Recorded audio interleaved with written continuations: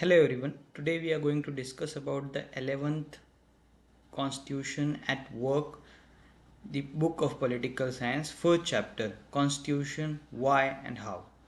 So, what is Constitution? Basically, what is Constitution? The Constitution is nothing but a rule of a particular country. We need some rule for a better governance of the society. Like we are going on a road, and suppose there is a no signal or there is a no traffic light. So there will be a chance of a traffic, there will be a chance of a problems in a road. So that's why for regulating a road there is a need of a traffic light.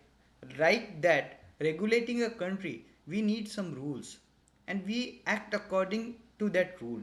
In society there are a different group, different religion, different respect, different profession, different abilities, different hobbies and different taste. We are living in a society which is totally based on a difference. We are living in a society where different religion, different respect and different profession and different abilities are existing. So living in that particular group or living in that particular country, we are try to live on a rules. We need some rules for better governance of society as well as a country. So like that, some people are rich and some people are poor. So there is a different group, different individual existing in a society.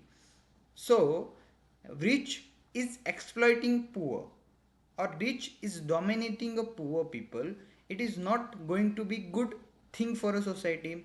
If a upper caste people try to exploit the lower caste people, if male is tried to exploit female, so it is a rule of a strong people.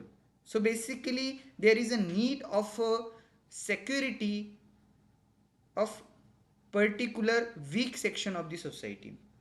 There are stronger section in society and there are weaker section in society. So basically what is the purpose of rule? To secure the weaker section of the society and to secure the stronger section of the society as well. But the purpose of the rules is to better governance of society, to make a peaceful world. It is a basically function of any constitution. Like we in India have our own constitution, like America, they have their own constitution. Every country has its own constitution. We need constitution, we need rules for better governance of society, for better improvement and better development of a society. So we will look at the next thing. The next thing is, why will the group need certain basic rules? So why there is a need of a rules? If example there is a no rules, so what will happen? There will be a total anarchy. People act according to their will and they will don't care about the other people. Okay, people are totally being going to be a selfish, and people are act according to their selfishness and according to their will.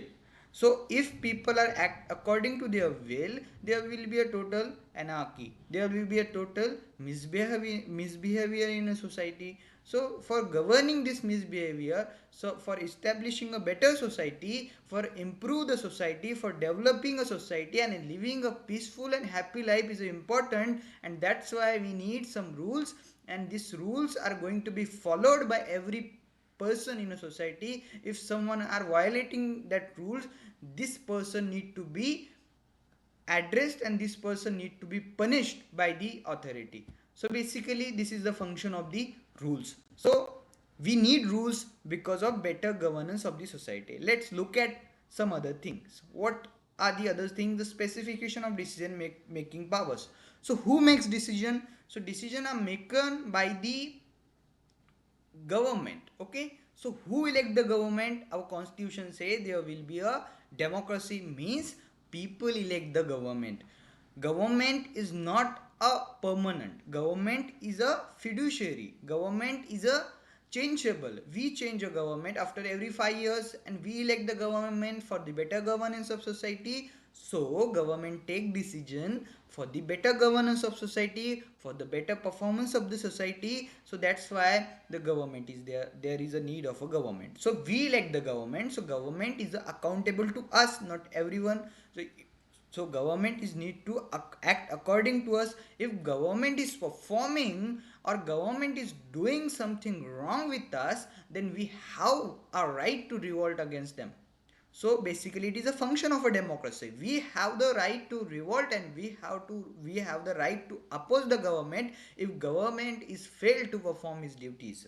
We have duties like that government have their duties. We elect the government. For what reason we elect the government? For the better governance of the society as well as a country.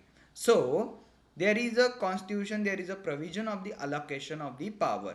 We say that there is a monarchical constitution where the monarch decide. Monarchical constitution, monarch decide. Monarch, there is a no control on monarch.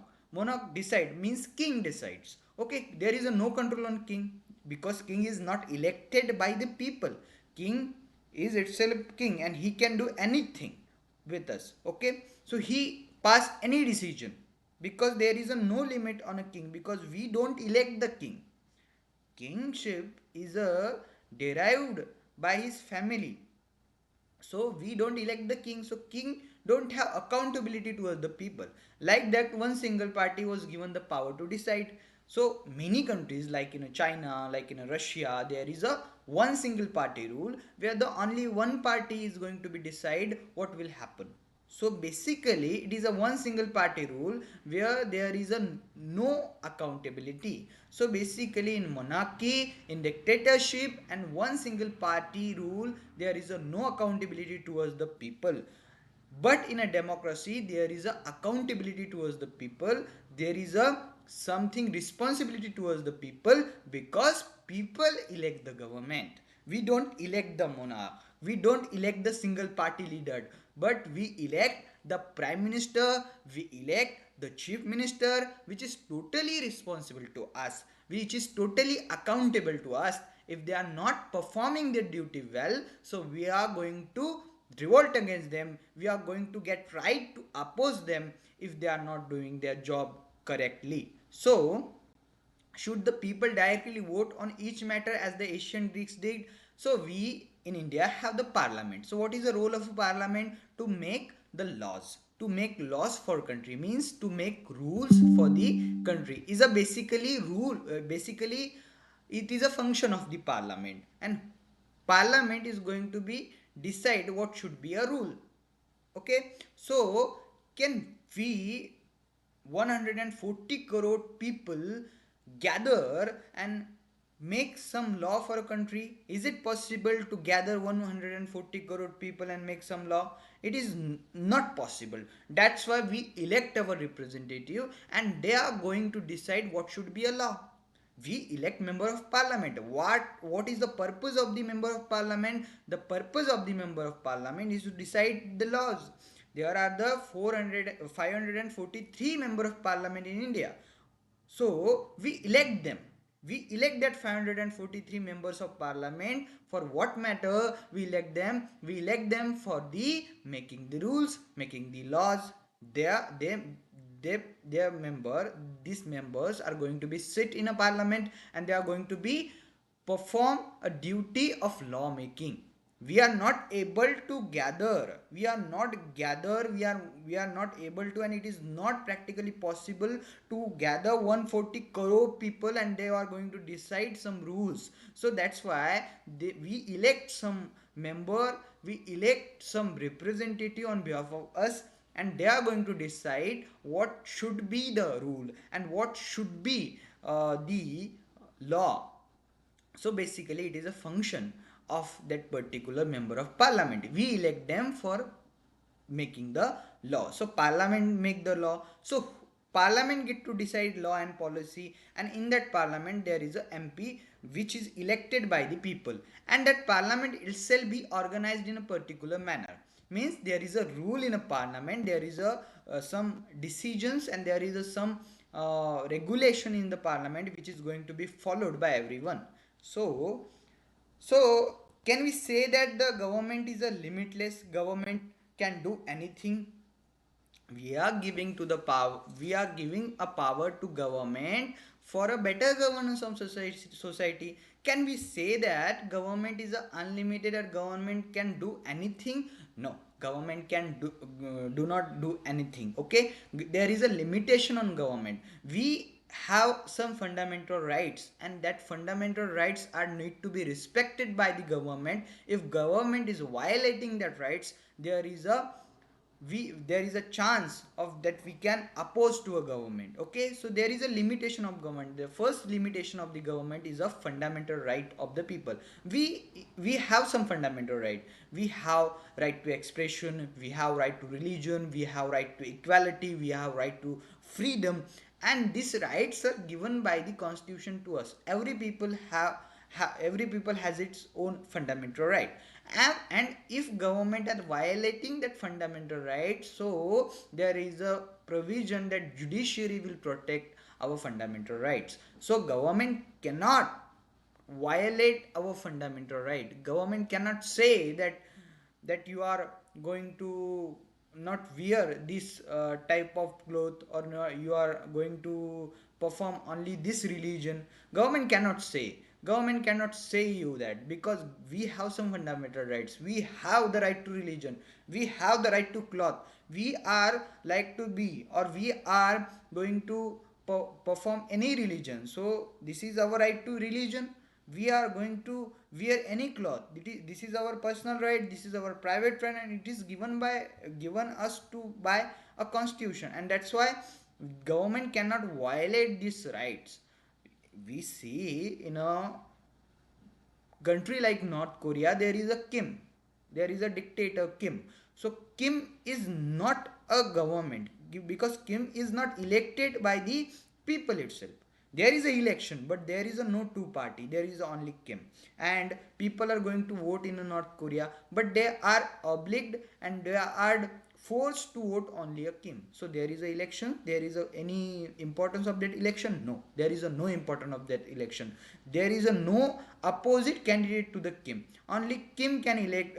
Kim can fight the election, and Kim will win the election. So people vote on Kim and vote to Kim. If someone is not voting to the Kim, then he will be hanged or he will be killed by the Kim. So people are forcefully voting to the Kim, and Kim is not then elected.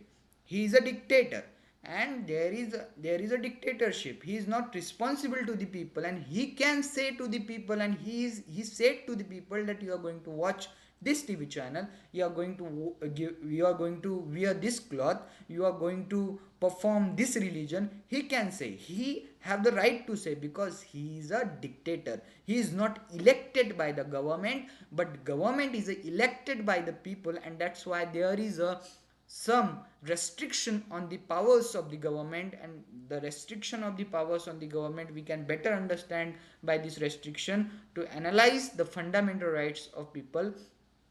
In next chapter we are discussing about the fundamental rights of the people. So the third function of the constitution is to set some limits on what government can impose on its citizen. So fundamental rights, fundamental rights, we have some fundamental rights, and government cannot violate this right. Government need to respect these all rights. So next thing is the India aspires to be a society that is free of a caste discrimination. So we see, not in India, we see in South Africa that there is a deep history of a racial discrimination. So what is a race? There is a black and there are white. So there are two races. Okay, the black are considered inferior to the white. So there is a racial discrimination. The upper caste is considered to be a very very high, and the lower caste is considered to be untouchable. This is the caste discrimination in India. So there is a discrimination existing in the world, but the caste discrimination is existing in India is a very very cruel in a manner, which is be a going to be a very very danger to a society, because 50% caste are considered as a untouchable, or they are considered as a inferior to the superior caste. So caste is a identity which is start from the birth. Means if one person is born in a lower caste, he is considered as an inferior. He is considered as an inferior to the other strata of the society. May he have a capabilities, he may he has a capabilities, may he has a some talent, but his birth happened in a lower caste. That's why he is considered as a very lower, without considering his talent, without considering his abilities. He is considered as an inferior because he born in a inferior or a lower caste. So basically this is the very uh, very important and very dangerous situation of the caste discrimination in India. We in India have to develop and have to uh, develop our society, and without making this caste discrimination beside, we are not going to be a developed country. So we are need to revolt against this caste system. We are need to remove this caste system, like in South Africa where there is a racial discrimination. There is a Nelson Mandela who revolt against this racial discrimination, where the black are considered inferior as compared to the whites. So there is a provision and there is a thought of a Nelson Mandela, so that the no one can inferior to other strata of the society. Everyone is a human and everyone has have some human rights, which is going to be respected by everyone. So we see that, so there is a, this is the statue and this is the cartoon of the Pandit Jawaharlal Nehru. So there is a one section of people demanding that Vande Mataram will be a Rashtragan, and there is the other section who will say that the Jana Gana Mana will be the Rashtragan. So Vande Mataram, some are supporting to the Vande Mataram and some are supporting to the Jana Gana Mana. So in a parliament there is a different opinions on every matter. So it is not the matter of Janagana Mana and the Vande Mataram. There is a different opinion existing in a parliament, and we are respecting to the different opinion. It is a fundamental feature of the democracy that we are going to, and we are need to respect everyone's opinion.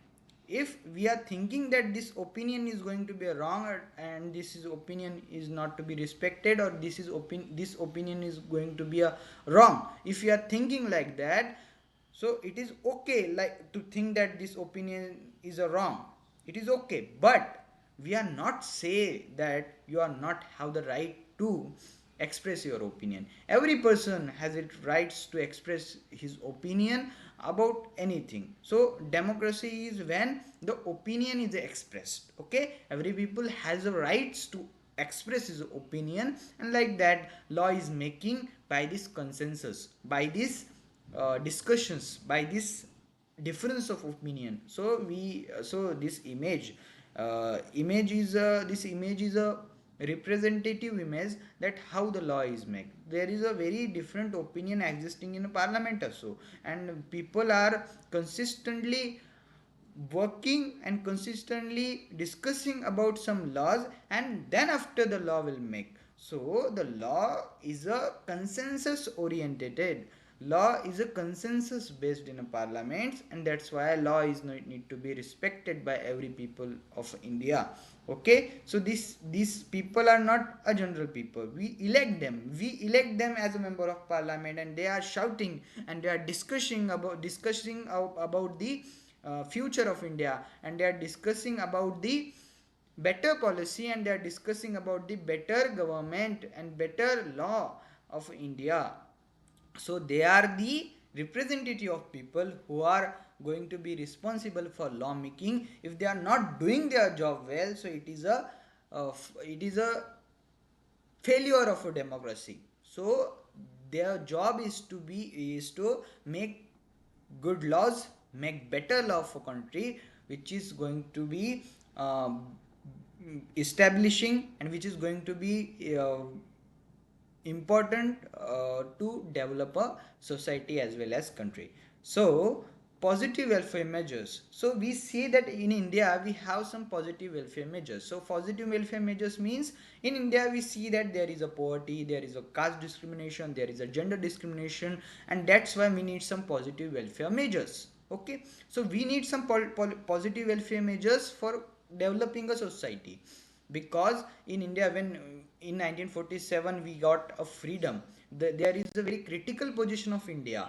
There is a caste discrimination, there is a gender discrimination, there is a poverty, there is a digital divide. There are many problems existing in 1947. So that's why we are going to we are need to adopt a welfare measure for developing our society. Means, what is a welfare measure? Government act for the welfare of the people. Government follows the policy which is going to be help people. Like we implement a policy like a ration. Okay, so ration is a welfare policy because it helps to the poor strata of the society, because we see that the shelter, food, and the education and health is a basic fundamental right of everyone. So fulfilling that right is a important feature of that welfare government, which is going to help the people to develop themselves.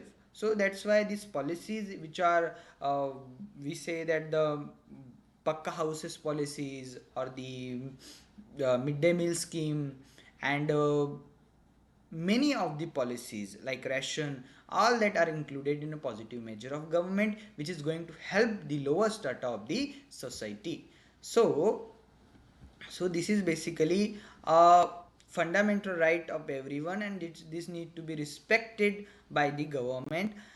Government need to be respected by us if government performing their duties well, or their duties according to the constitution. So basically, what is the identity of the people? What is the fundamental identity of the people? The fundamental identity of people are divided on different bases. They are different, divided on the caste, they are divided on the religion, they are divided on their economic and social position. But the constitution they says that identity of the people of India is the as a identity of Indian, not as a Maharashtrian, not as a Gujaratian. We are Indian, and we are going to be treated as an Indian in India. So this is the fundamental identity of a people, and we have our fundamental right. We have our rights as an Indian, not as a part or not as a citizen of any particular uh, state. We have fundamental right as a citizen of India. So basically this is our identity. So the constitution also gives one moral identity. Moral identity means what? We have some fundamental rights. Okay, we have the right to religion, we have the right to freedom, but with that we have some responsibility towards the society. Means, when we have some rights, other section also have some rights, other people also have some right. We have right to live, but we uh, don't attack on someone. Okay, so we have some rights, like that other people also have some right, other people has some rights, and that's why we are need to be respected by everyone, and we should respect to other people his fundamental rights. We have the right to religion, we love our religion, we follow our religion, but you don't have to say that this religion is very very dangerous, or this religion is going to harmful for the better development of the society. So it is basically wrong. If we have the right to freedom of a religion, but we to don't have to criticize in a manner that other religion is not going to be followed. Okay, other religion is very very dangerous, we are not going to be tell that, because we need to be preserve a harmony in a society. Okay, like, means we have some fundamental rights, but with that fundamental rights we have one moral duty towards the nation and towards the society, that's maintain the peacefulness, maintain the harmony in the society, maintain the harmony in the country. We cannot say, we have the right to expression, but we cannot say that our national flag is not going to be respected. We cannot say that. We cannot we cannot respect our national identity, we cannot disrespect our national flag. We are need to be respected, everyone. We are need to be we are going to respect every national flag, every national uh, symbol like national anthem. There is a responsibility of every people that we are going to respect the national identity, national flag. This is our responsibility. Like with the fundamental rights, there is a fundamental duty of the people, which is very very important for the better governance and the better improvement of the society. The Indian Constitution, on the other hand, does not make the ethnic identity as a criteria of citizenship. As we said earlier, that Indian Constitution doesn't grant you that you are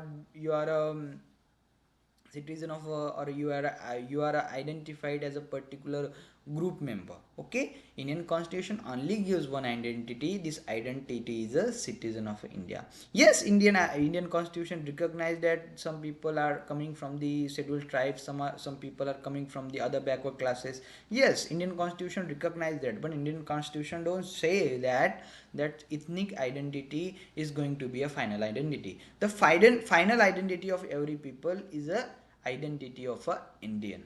Okay, not a religious identity, not a regional identity, or not a caste or gender identity. So our identity is a Indian according to our constitution. Thank you. Next part we will discuss on the next video. Thank you.